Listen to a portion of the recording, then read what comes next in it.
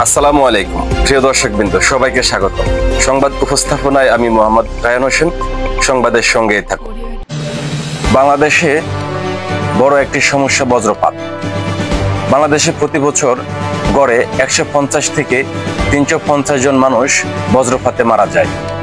তবে এই সংখ্যা প্রতি বছরই পরিবর্তিত হতে পারে। বিশ্বে বজ্রপাতে সবচেয়ে বেশি মৃত্যুর ঘটনা ঘটে বাংলাদেশে।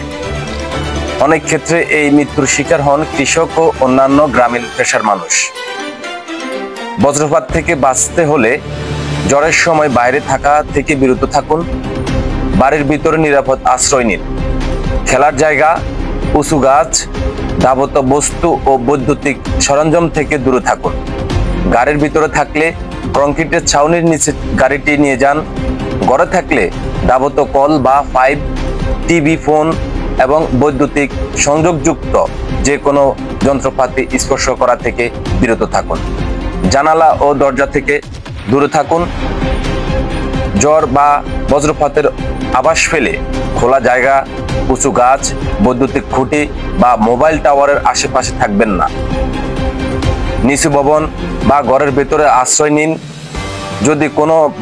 যদি কোনো ভবন না থাকে তাহলে একটি গুহা, খাদ, গাড়ি বা শক্ত ছাদের ভিতরে আশ্রয় নিতে পারেন। লম্বা গাছ বজ্রপাত আকর্ষণ করে, তাই গাছের নিচে আশ্রয় নেওয়া থেকে বিরত থাকুন। বজ্রপাতের সময় খালি পায়ে বা চামড়াযুক্ত জুতা পরিহার করুন, তাহলেই বজ্রপাত থেকে মৃত্যুর হার কমে আসবে বাংলাদেশে।